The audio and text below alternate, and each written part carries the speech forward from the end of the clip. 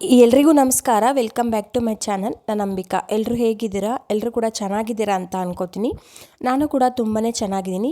ನನಗೆ ಸ್ವಲ್ಪ personally work ಇತ್ತು, ಹಾಗಾಗಿ ವಿಡಿಯೋಸ್ನೆಲ್ಲ ಮಾಡೋಕ್ಕಾಗಿರಲಿಲ್ಲ. ಹಾಗಾಗಿ ಸ್ವಲ್ಪ ದಿನ ವಿಡಿಯೋನ ಮಾಡೋದನ್ನ ಸ್ಟಾಪೇ ಮಾಡಿಬಿಟ್ಟಿದ್ದೆ. ಇವಾಗ ನಾನು ವರ್ಕೆಲ್ಲ ಕಂಪ್ಲೀಟಾಗಿ ಕ್ಲಿಯರ್ ಮಾಡ್ಕೊಂಡಿದ್ದೀನಿ. ಇನ್ಮೇಲೆ 3 ಡೇಸ್ಗೆ ಒಂದು ವಿಡಿಯೋಸ್ ಮಾಡಬೇಕಂತ ಅಂದ್ಕೊಂಡಿದ್ದೀನಿ. ಪ್ಲೀಸ್ ಎಲ್ಲರೂ ಕೂಡ ಸಪೋರ್ಟ್ ಮಾಡಿ. ಹಾಗೆ ಈಗ ಸಣ್ಣ ಸಣ್ಣ ಯೂಟ್ಯೂಬರ್ಸ್ ಏನಿರ್ತಾರೆ ಎಲ್ಲರೂ ಕೂಡ ಅವರಿಗೆ ಸಪೋರ್ಟ್ ಮಾಡಿ ಮತ್ತು ಅವ್ರನ್ನ ಬೆಳೆಸಿ ಅಂತ ಕೇಳ್ತಾ ಈ ವಿಡಿಯೋನ ಸ್ಟಾರ್ಟ್ ಮಾಡ್ತಾ ಇದ್ದೀನಿ. ಇವತ್ತು ಭಾನುವಾರ ಬೆಳಗ್ಗೆಯಿಂದ ವಿಡಿಯೋನ ಸ್ಟಾರ್ಟ್ ಮಾಡ್ತಾ ಇದ್ದೀನಿ. ಅಂದರೆ ಬ್ಲಾಗ್ಸು ಬೆಳಗ್ಗೆಯಿಂದ ಮಾಡ್ತಾ ಇದ್ದೀನಿ. ನನಗೆ ಮನೆಗೆ ಸ್ವಲ್ಪ ತರಕಾರಿ ಮತ್ತು ಈ ಟೊಮೊಟೊ ಬೇಕಿತ್ತು, ಹಾಗಾಗಿ ತೊಗೊಂಡು ಬಂದೆ. ಇವತ್ತು ಇಲ್ಲೇ ನಮ್ಮ ಅಪಾರ್ಟ್ಮೆಂಟಲ್ಲಿ ಕೆಳಗಡೆ ಒಂದು ಚಿಕ್ಕದಾಗಿ ಒಂದು ಶಾಪ್ ಇಟ್ಕೊಂಡಿದ್ದಾರೆ, ಅಲ್ಲೇ ತೊಗೊಂಡು ಬಂದೆ. ಜೊತೆಗೆ ಇವಾಗ ಸ್ವಲ್ಪ ಬೇಳೆ ಕೂಡ ಬೇಕಿತ್ತು, ಹಾಗಾಗಿ ಅಲ್ಲೇ ತೊಗೊಂಡು ಬಂದೆ. ಮತ್ತೇನು ತೊಗೊಳಕ್ಕೆ ಹೋಗಲಿಲ್ಲ, ಯಾಕಂತಂದರೆ ನಾನು ಆಮೇಲೆ ಡಿಮಾರ್ಟಿಗೆ ಹೋಗೋ ಅಂಥ ಪ್ಲ್ಯಾನ್ ಇತ್ತು. ಹಾಗಾಗಿ ಬೇಳೆ ಒಂದು ತೊಗೊಂಡು ಅದಾದಮೇಲೆ ಮನೆಗೆ ಬಂದೆ. ನಾನು ಈ ಥರ ಫ್ರೀ ಇರೋ ಟೈಮಿಂಗ್ಸಲ್ಲಿ ನನ್ನ ಹಸ್ಬೆಂಡ್ ಕಡೆ ಥರ ಎಲ್ಲ ತೆಂಗಿನಕಾಯನ್ನೆಲ್ಲ ತುರಿದು ಇಟ್ಸ್ಕೊಂಡ್ಬಿಡ್ತೀನಿ. ಯಾಕಂತಂದರೆ ನನಗೆ ಅದರಲ್ಲಿ ತೆಂಗಿನಕಾಯಿ ತುರಿಯೋಕ್ಕೆ ಅಷ್ಟೊಂದಾಗಿ ಚೆನ್ನಾಗಿ ಬರಲ್ಲ, ಸ್ವಲ್ಪ ಕಷ್ಟ ಆಗ್ತಿರುತ್ತೆ. ಹಾಗಾಗಿ ಅವರೇ ತುರ್ಕೊಡ್ತಾರೆ. ಈ ಥರ ಅವರು ಫ್ರೀ ಇದ್ದಾಗ ಸಾಟರ್ಡೆ ಅಥವಾ ಸಂಡೇ ಅವ್ರು ಯಾವಾಗ ಫ್ರೀ ಇರ್ತಾರೆ ಆವಾಗ ಒಂದೆರಡು ತೆಂಗಿನಕಾಯಿನ ಈ ರೀತಿಯಾಗಿ ತುರಿಸ್ಬಿಟ್ಟು ಆ ಥರ ಸ್ಟೋರೇಜ್ ಮಾಡಿ ಫ್ರೀಝರಲ್ಲಿ ಇಟ್ಕೊಬಿಡ್ತೀನಿ. ಆವಾಗ ನನಗೆ ಒಂದು ವಾರವರೆಗೂ ಆರಾಮಾಗಿ ಬರುತ್ತೆ. ಹಾಗಾಗಿ ಅದರಲ್ಲೂ ಈ ನಮ್ಮ ಥರ ಕೆಲ್ಸಕ್ಕೆ ಹೋಗುವಂಥವ್ರಿಗೆಲ್ಲ ಈ ಫ್ರೀ ಇರುವಂಥ ಟೈಮಲ್ಲಿ ಈ ಸಣ್ಣ ಪುಟ್ಟ ಕೆಲಸಗಳೆಲ್ಲ ಮಾಡಿಟ್ಕೊಂಡ್ರೆ ಎಷ್ಟೋ ಹೆಲ್ಪ್ ಆಗುತ್ತೆ ಅಂತಲೇ ಹೇಳ್ಬೋದು. ಹಾಗಾಗಿ ನಾನು ಫ್ರೀ ಇರುವಂಥ ಟೈಮಲ್ಲಿ ಇಂಥ ಕೆಲಸಗಳೆಲ್ಲ ಫಸ್ಟು ಕಂಪ್ಲೀಟ್ ಮಾಡ್ಕೊಂಡು ಬಿಡ್ತೀನಿ.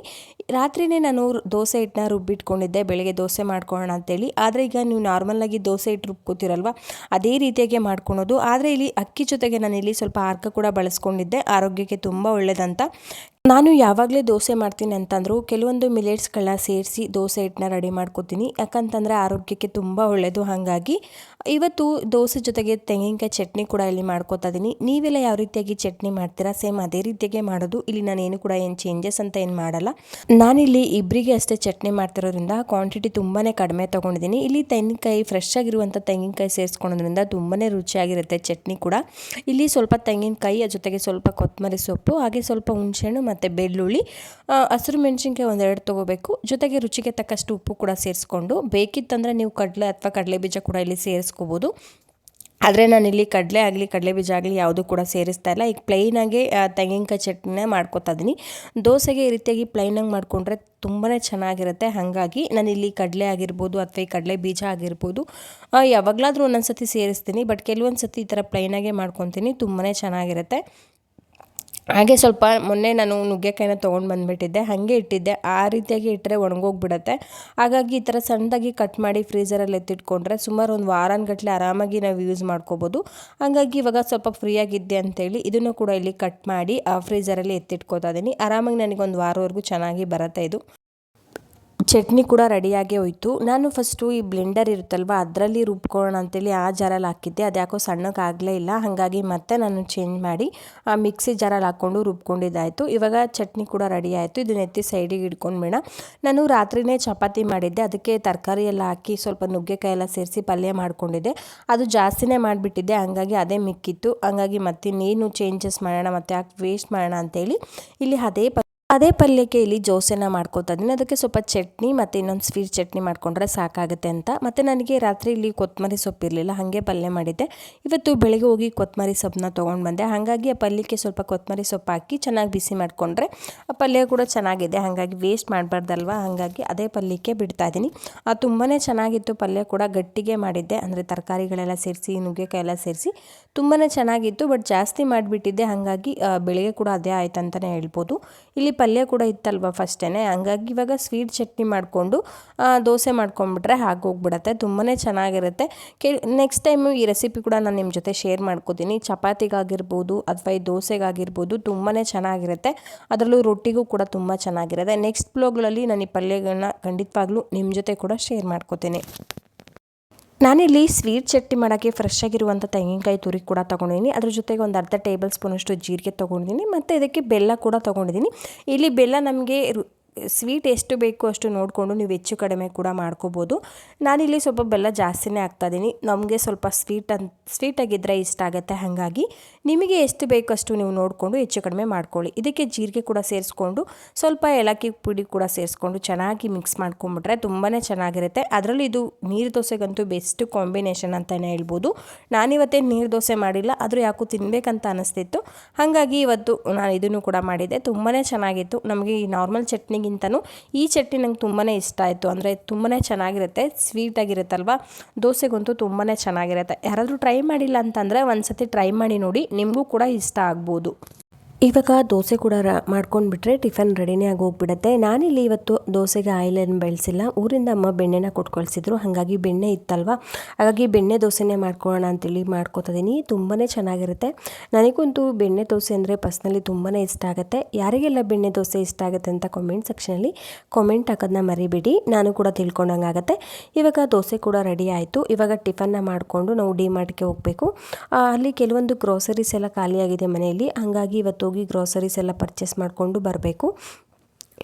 ನೋಡ್ತಿರ್ಬೋದು ದೋಸೆ ಎಷ್ಟು ಸಾಫ್ಟಾಗಿ ಆಗಿದೆ ಅಂತ. ತುಂಬಾ ಚೆನ್ನಾಗಿರುತ್ತೆ. ನಾವು ಆರ್ಕದಿಂದ ದೋಸೆ ಮಾಡಿದ್ವಿ ಅಂತ ಅನ್ಸೋದೇ ಇಲ್ಲ. ಯಾಕಂತಂದರೆ ನಾನು ರೈಸ್ನ ತುಂಬಾ ಕಡಿಮೆ ಹಾಕಿದ್ದೀನಿ, ಆರ್ಕನ ಜಾಸ್ತಿನ ಸೇರಿಸ್ಕೊಂಡಿದ್ದೆ.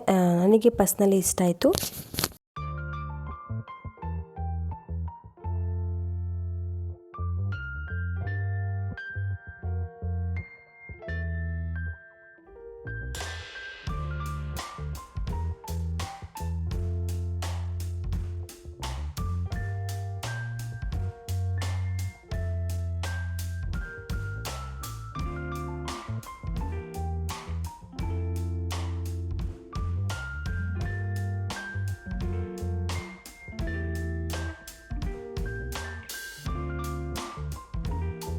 ಲಂಚ್ ಎಲ್ಲ ಮುಗಿಸ್ಕೊಂಡು ಅದಾದ ನಂತರ ಸ್ವಲ್ಪ ಕಾಳುಗಳೆಲ್ಲ ಮೊಳಕೆ ಕಟ್ಕೋಬೇಕಿತ್ತು. ಹಾಗಾಗಿ ಅದನ್ನು ಕೂಡ ಇಲ್ಲಿ ನೆನೆಸಿಟ್ಕೋತಾ ಇದ್ದೀನಿ. ಆನಂತರ ನಾವು ಡಿಮಾರ್ಟ್ಗೆ ಹೋಗಬೇಕಿತ್ತು. ಅಂದರೆ ಸ್ವಲ್ಪ ಗ್ರಾಸರೀಸ್ ಎಲ್ಲ ಖಾಲಿ ಆಗಿತ್ತು ಮನೇಲಿ.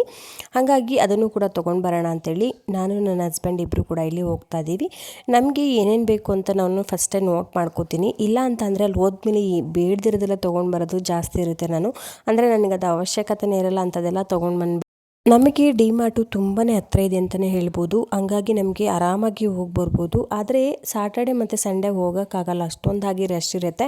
ಹಾಗಾಗಿ ನಾವು ಸಾಟರ್ಡೆ ಸಂಡೇ ಹೋಗೋದನ್ನ ಸ್ವಲ್ಪ ಅವಾಯ್ಡ್ ಮಾಡ್ತೀವಿ. ಬೇರೆ ದಿನಗಳಲ್ಲಿ ಅಷ್ಟೊಂದಾಗಿ ರಶ್ ಇರಲ್ಲ, ಆರಾಮಾಗಿ ತೊಗೊಂಡು ಬರ್ಬೋದು. ಬಟ್ ಸಾಟರ್ಡೆ ಸಂಡೇ ಅಂತೂ ಒಳ್ಳೆ ಜಾತ್ರೆ ಥರನೇ ಇರುತ್ತೆ ಅಂತ ಹೇಳ್ಬೋದು ಈ ಡಿಮಾರ್ಟಲ್ಲಿ ಗ್ರೋಸರೀಸ್ ಎಲ್ಲ ತೊಗೊಂಡು ಅದಾದ ನಂತರ ನಾವು ಆನ್ ದಿ ವೇ ಬರಬೇಕಾದ್ರೆ ಇಲ್ಲಿ ಈ ರಾಜಸ್ಥಾನಿ ಕಡೆಯವರು ಮಡಿಕೆ ಮತ್ತು ಈ ತವಾಗಳೆಲ್ಲ ಮಾರ್ತಾಯಿದ್ರು. ಹಾಗಾಗಿ ನಾನು ಕೂಡ ಒಂದು ತವಾನ ತೊಗೊಂಡೆ. ಬರೀ 50 ರೂಪಾಯಿ ಅಂತ ಹೇಳಿದ್ರು.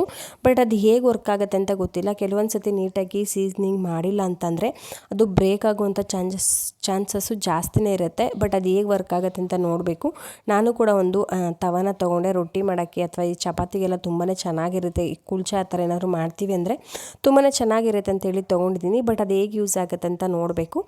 ಆನ್ ದ ವೇ ಬರಬೇಕಾದ್ರೇ ಸ್ವಲ್ಪ ಪಾನಿಪುರಿನೂ ತಿನ್ನಬೇಕಂತ ಅನ್ನಿಸ್ತಿತ್ತು. ಹಾಗಾಗಿ ಇಲ್ಲಿ ಗೋಲ್ಗಪ್ಪನ ತೊಗೊಂಡು ತಿಂತಾ ಇದ್ದೀವಿ. ನನಗೆ ಪಾನಿಪುರಿ ಅಥವಾ ಈ ಗೋಲ್ಗಪ್ಪ ಅಂತಂದರೆ ತುಂಬಾ ಪರ್ಸ್ನಲಿ ಇಷ್ಟ ಆಗುತ್ತೆ.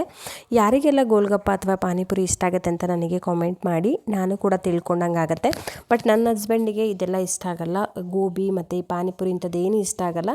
ಅವರು ತಿನ್ನಲ್ಲ, ಬಟ್ ನನಗೆ ಕೊಡಿಸ್ತಾರೆ. ನಾನು ಮಾತ್ರ ತಿನ್ಕೊಂಡು ಬರ್ತೀನಿ. ಕೆಲವೊಂದು ಸತಿ ಮನೇಲಿ ಮಾಡ್ತೀನಿ, ಆವಾಗ ತಿಂತಾರೆ. ಬಟ್ ಆಚೆ ಮಾಡಿದಾಗ ಅಷ್ಟೊಂದಾಗಿ ಅವ್ರು ಇಷ್ಟಪಟ್ಟು ತಿನ್ನಲ್ಲ. ಅಂದರೆ ಆಚೆ ಹೋದಾಗ ಅಷ್ಟೊಂದಾಗಿ ಇಷ್ಟಪಟ್ಟು ಅವರು ತಿನ್ನಲ್ಲ. ಅವ್ರು ತಿನ್ನಲ್ಲ ಅಂತೇಳಿ ನಾನು ಕೆಲವೊಂದು ಸತಿ ಮನೇಲೇ ಮಾಡ್ತೀನಿ. ಈ ಸತಿ ಗ್ರೋಸರೀಸ್ ಎಲ್ಲ ಸ್ವಲ್ಪ ಜಾಸ್ತಿನೇ ತೊಗೊಂಡು ಬಂದೆ. ಸತಿ 1/4 kg ತೊಗೊಂಡು ಬರ್ತಾಯಿದ್ದೆ. ಮತ್ತು ಸೆಂಟ್ರಲ್ಲಿ ಖಾಲಿ ಆಗುತ್ತೆ. ಮತ್ತು ಇನ್ನೊಂದು ಸತಿ ಹೋಗಬೇಕಿತ್ತು, ಅಷ್ಟೊಂದಾಗಿ ಟೈಮೇ ಇರಲ್ಲ. ಹಾಗಾಗಿ ಈ ಸತಿ ಎಲ್ಲನೂ ಕೂಡ ಅರ್ಧ kg ತೊಗೊಂಡು ಬಂದಿದ್ದೀನಿ.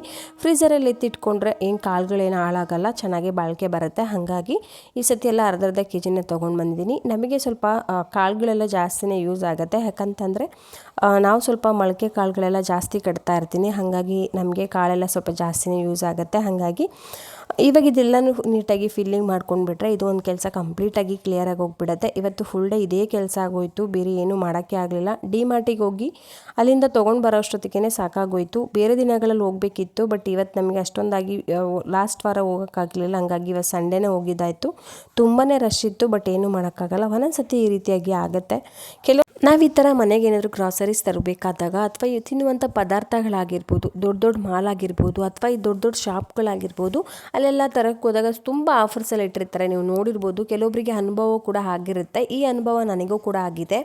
ಅದೇನಾಗುತ್ತೆ, ತುಂಬ ಆಫರಲ್ಲಿ ಇಟ್ಟಿರ್ತಾರೆ ಅಂತೇಳಿ ನಾವು ತೊಗೊಂಡ್ಬಿಡ್ತೀವಿ. ಆದರೆ ಅದು ಎಕ್ಸ್ಪೈರಿ ಡೇಟು ತುಂಬಾ ಹತ್ತಿರ ಆಗಿರುತ್ತೆ. ಹಂಗಾಗಿ ಅವ್ರು ಅದನ್ನು ಬೇಗನೆ ಸೇಲ್ ಆಗಲಿ ಅಂತೇಳಿ ತುಂಬ ಆಫರಲ್ಲಿ ಕೊಟ್ಟು ಕೂಡ ಸೇಲ್ ಮಾಡ್ತಾರೆ. ಈ ರೀತಿಯಾಗಿ ಆಫರಲ್ಲಿ ತುಂಬ ಇದೆ ಅಂತ ಅಂದಾಗ ಒಂದ್ಸಲಿ ನೀವು ಅದನ್ನು ಡೇಟ್ನ ಕ್ರಾಸ್ ಚೆಕ್ ಮಾಡಿ ಅದಾದಮೇಲೆ ಬೈ ಮಾಡೋದು ತುಂಬ ಒಳ್ಳೆಯದಂತ ಅನಿಸುತ್ತೆ. ಯಾಕಂದರೆ ನಾನು ಕೂಡ ಇದೇ ರೀತಿಯಾಗಿ ಸುಮಾರು ಸಲ ಬೈ ಮಾಡಿದ್ದೀನಿ. ಅದಾದಮೇಲೆ ಇವಾಗ ನಾನು ತುಂಬ ಆಫರ್ಸಲ್ಲಿ ಏನಾದ್ರು ಇದೆ ಅಂತಂದರೆ ಒಂದ್ಸತಿ ಡೇಟ್ನ ಕ್ರಾಸ್ ಚೆಕ್ ಮಾಡಿ ಅದಾದ ನಂತರನೇ ನಾನು ಬೈ ಮಾಡೋದು. ಅದಕ್ಕಿಂತ ಮುಂಚೆ ನಾನು ಇವಾಗ ಬೈ ಮಾಡೋಕ್ಕೆ ಹೋಗಲ್ಲ.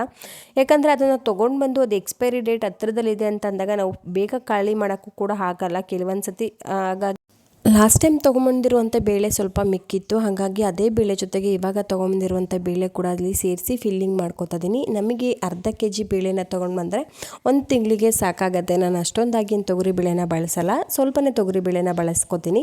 ಹಾಗಾಗಿ ನಮಗೆ ಅರ್ಧ ಕೆಜಿ ಆದರೆ ಸಾಕಾಗತ್ತೆ.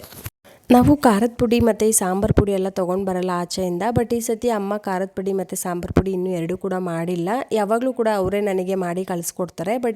ಅಥವಾ ನಾವು ಹೋದಾಗ ತೊಗೊಂಡು ಬರ್ತೀವಿ. ಆದರೆ ಅವ್ರು ಈ ಸತಿ ಇನ್ನೂ ಕೂಡ ಮಾಡಿಲ್ಲ. ಹಾಗಾಗಿ ಇಲ್ಲಿ ಒಂದು ಪಾಕೆಟಷ್ಟು ಖಾರದ ಪುಡಿ ಕೂಡ ತೊಗೊಂಡು ಬಂದಿದ್ದೀನಿ. ಅದನ್ನು ಕೂಡ ಮುಂಚೆ ಅಮ್ಮ ಮಾಡಿ ಕಳಿಸ್ಕೊಟ್ಟಿದ್ರು.